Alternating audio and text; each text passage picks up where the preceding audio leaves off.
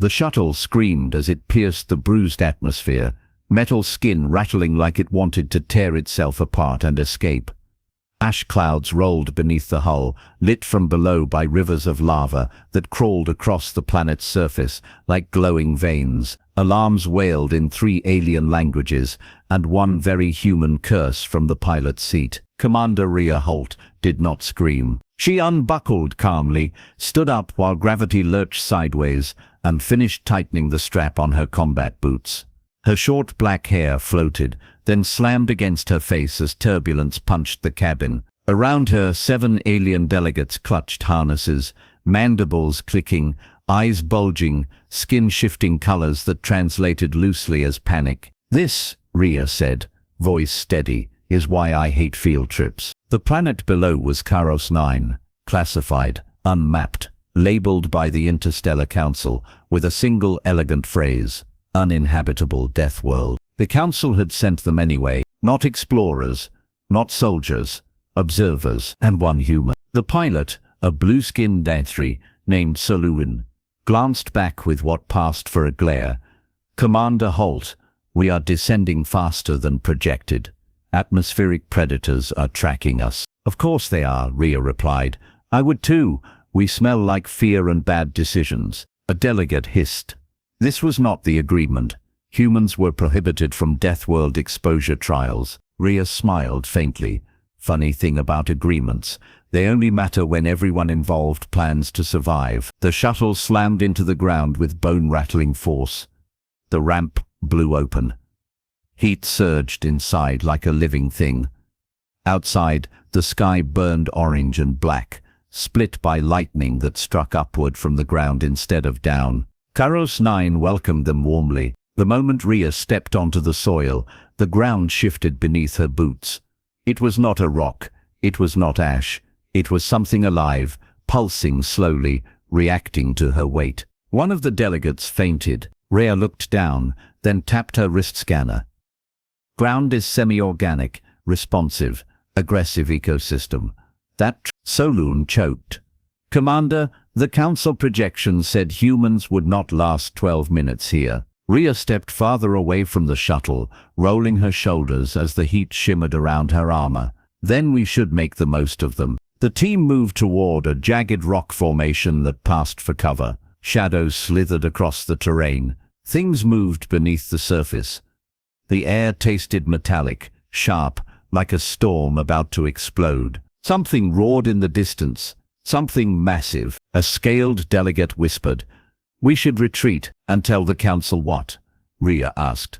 "That their perfect models forgot to account for lunch?" She reached into her pack and pulled out a compact container.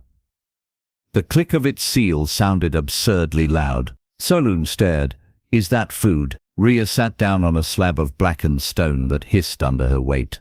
She opened the container, releasing the smell of spiced rice and protein strips. "Yes," she said. "I missed breakfast." The alien delegates froze. "You cannot be serious," one croaked. Rhea took a bite, chewed and sighed.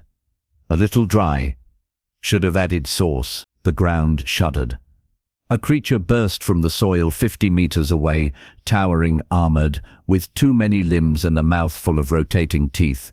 Heat rolled off it in waves. The delegates screamed. Rhea kept eating. The creature charged. Rhea did not move. At 10 meters the beast stopped. Its head tilted. It sniffed the air, confused by the scent of human food, and something else, determination. Familiarity, challenge. Rhea swallowed and met its gaze. "Look," she said calmly, "I'm not on the menu, and you really don't want to test that." The creature backed away. It sank into the ground and vanished. Silence followed, broken only by distant thunder. One delegate collapsed to their knees. "Impossible." Rhea stood, sealed the container, and wiped her hands. Deathworld's respect, confidence, and appetite. A metallic chirp sounded from her wrist. Incoming transmission. The Council's emblem flickered to life, all sharp lines and cold symmetry. Chancellor Varric appeared, eyes glittering with calculation. "Commander Holt," Varric said, "your vitals indicate stress resistance beyond expected human thresholds." "Been a weird week," Rhea replied. Varric folded his hands. This trial was never about survival, it was about observation. Rhea's smile faded. Observation of what? Of you, Varric said, and of how far humans can be pushed before they break. The ground trembled again, harder this time. Multiple signatures appeared on Rhea's scanner. Dozens. Hundreds. Solon whispered.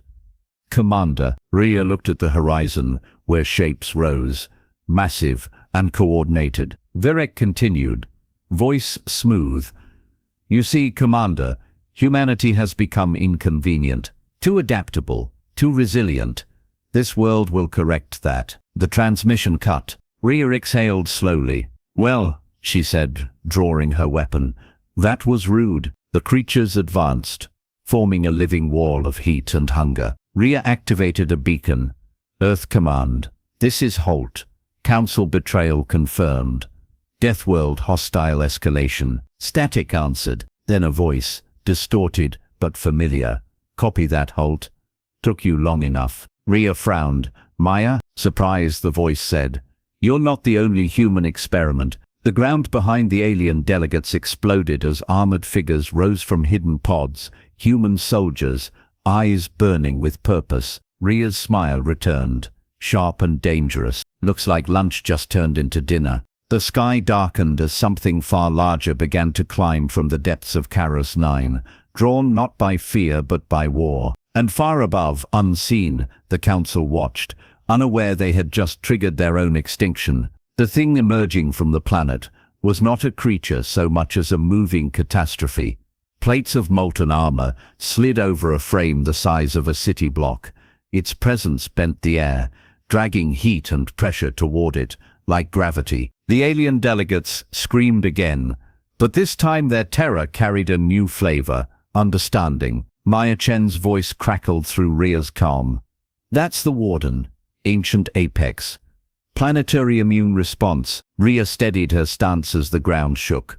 Please tell me you brought a plan. Maya laughed, breathless and fierce. Always. You just never like it. Human drop pods slammed into the terrain, kicking up ash storms. Soldiers poured out, moving with disciplined urgency. Among them was Captain Jonas Reed, tall, scarred, grinning like he had been waiting his whole life for this. Commander, Jonas said over open channel, Council fleets are mobilizing. They think this world is our grave. Rhea watched the Warden's eyes ignite like twin suns. Then let's make it a lesson. The alien delegates scattered, some fleeing, others frozen by shock. One, a tall crystalline being named Lithrix, approached Rhea slowly. You knew, Lithrix said. Humans planned this. Rhea met its gaze. We planned to survive. The Council planned to erase us. There's a difference. Lithrix's facets dimmed. You will doom us all. Rhea shook her head. No. We're ending the experiment. The Warden roared, a sound that fractured stone and rattled bones. It charged, each step tearing chunks from the living ground. Maya's voice cut in. Phase 1. Bait. Rhea broke into a sprint, straight toward the monster. Jonas swore. She's insane. Maya replied calmly. She's human. Rhea slid under a swinging limb, heat scorching her armor. She fired magnetic charges into exposed joints, each detonation guiding the Warden exactly where she wanted it, toward the Council observation spire that shimmered into visibility as cloaking fields dropped. The Council had been watching from orbit, safe, distant, arrogant, until now. Rhea leaped onto a rising rock formation and triggered her thrusters, launching herself onto the Warden's back.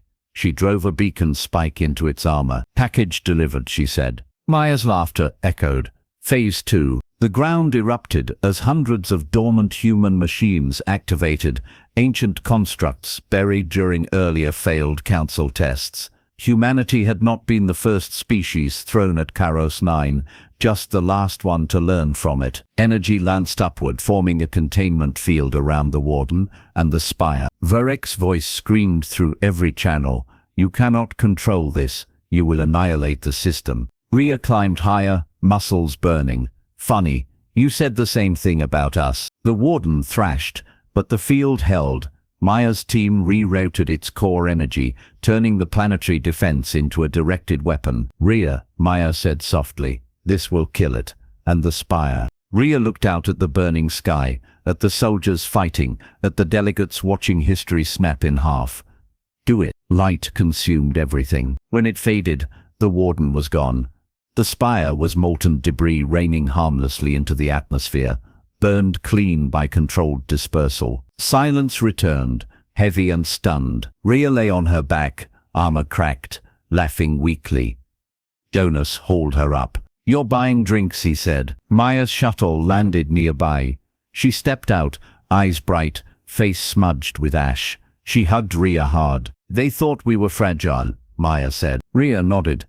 They forgot we adapt. Lithrix approached again, slower this time, with a changed posture. The council is destroyed. Their fleets are retreating. Rhea looked at the horizon. Good. They'll think twice before testing us again. Lithrix hesitated. What will humanity do now? Rhea considered the question. We'll help rebuild. We'll protect. But we won't kneel. She glanced down at her empty food container, still clipped to her pack. And we'll eat lunch wherever we damn well please. Above Karos 9, the sky began to clear, revealing stars untouched by fear. Humanity had survived the Deathworld, and the universe would never look at them the same way again. Subscribe and like to my channel for more HFY sci-fi stories.